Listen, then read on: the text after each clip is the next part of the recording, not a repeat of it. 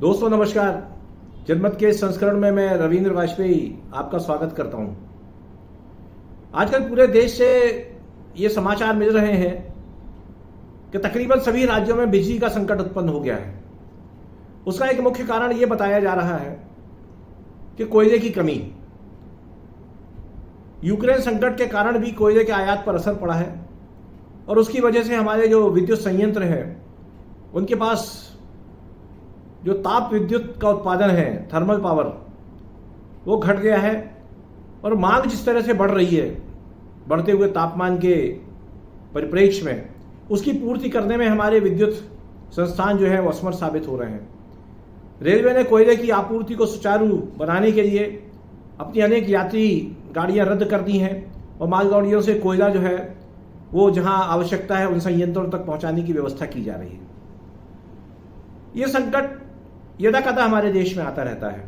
यद्यपि बीते कई वर्षों में विद्युत आपूर्ति की स्थिति में आश्चर्यजनक रूप से सुधार हुआ है और उत्तर प्रदेश जैसे राज्य में जहां बिजली का संकट विकराल रूप लेता जा रहा था, वहां विद्युत आपूर्ति जो है वो इस हद तक सुधर गई है कि वो चुनावी मुद्दा बनने की स्थिति में नहीं रही।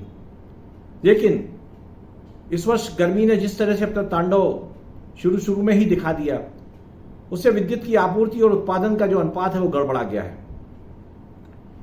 आने वाले कुछ समय में स्थिति और खराब हो सकती है। लेकिन यहां एक प्रश्न यह है कि हमारे देश में अधिकतर जो हिस्से हैं, राज्य हैं, वहां साल के ज्यादातर महीनों में खुली हुई धूप रहती है और सारी दुनिया जो है वो कोयला से बिजली बनाने के विरुद्ध अपनी कार्य योजना बना रही है। और कुछ वर्षों बाद, इसी दशक के अंत तक, दुनिया में कोयले का उपयोग जो है वो तकरीबन बंद कर दिया जाएगा और उस सूरत में हमारे जो थर्मल पावर स्टेशन हैं, ताप विद्युत संयंत्र जितने हैं, वे बंद कर दिए जाएंगे। दूसरा विकल्प डीजल पेट्रोल है और तीसरा विकल्प जो है वो पनबिजली, हाइडल। गर्मियों के मौसम में हमारे जल स्रोत सूख जाते हैं। कई नदियों पे बने जो बांध हैं उनमें भी जल स्तर इतना नहीं रहता कि विद्युत उत्पादन किया जा सके। ऐसे में सारी दुनिया ने बिजली उत्पादन के जो वैकल्पिक स्रोत ढूंढे, उससे सबसे लोकप्रिय, सबसे सरल, सबसे सस्ता, प्रदूषण रहित वो स्रोत है सौर ऊर्जा से, सनलाइट से बिजली बनाना। हमारे देश में तो 12 महीने धूप की उपलब्धता बड़ी प्रचुर मात्रा में रहती है। कुछ हिस्सों को छोड़ करके उत्तर भारत के, जहां सर्दियों में काफ़ी कोहरा होता है, या पूर्वी भारत के कुछ हिस्से, दक्षिण भारत के, जहां वर्षा ज़्यादा होती है और उस दौरान वहां सूर्य की रोशनी अपेक्षाकृत कम आती है।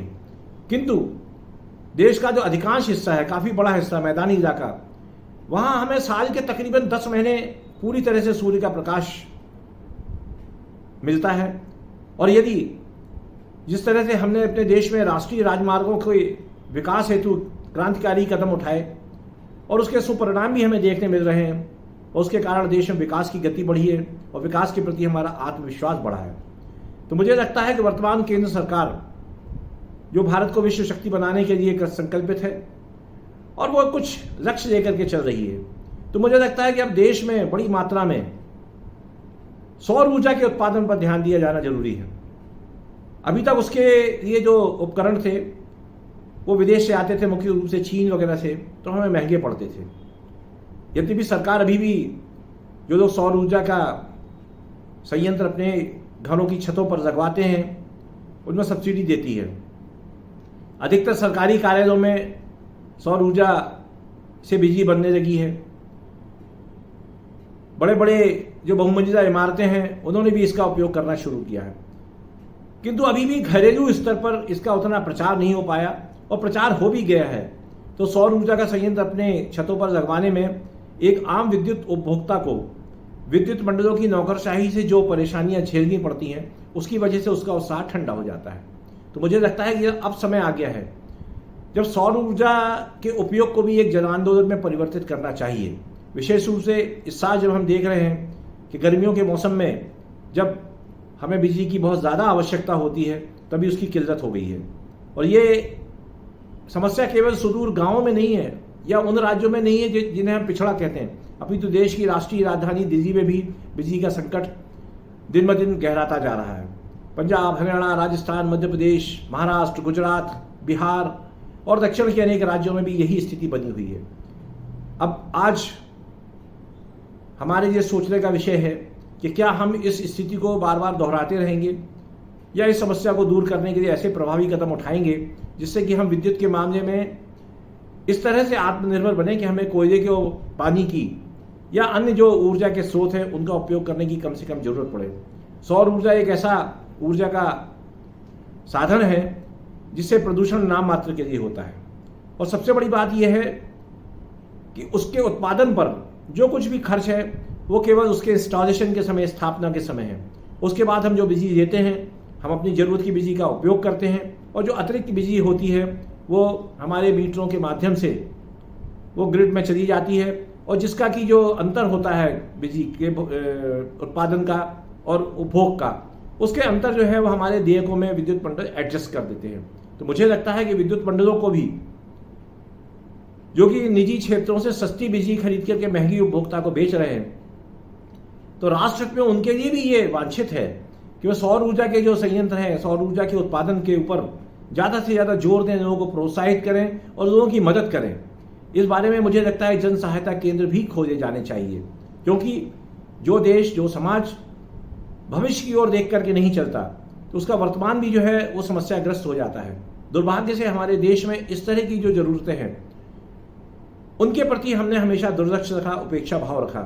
पर संतोष का विषय ये भी है कि हमारे देश में जो सौर ऊर्जा के उत्पादन के लिए जो प्लेट्स एवं अन्य जो तकनीकी उत्पादनों की आवश्यकता होती है उनका भी हमारे देश में अब निर्माण होने लगा है, उत्पादन होने लगा है और निजी क्षेत्र की कुछ कंपनियां बड़ी तेजी से, बड़ा सराहनीय काम करते हुए हमारे देश में उसकी आपूर्ति करने में जुटी हुई है।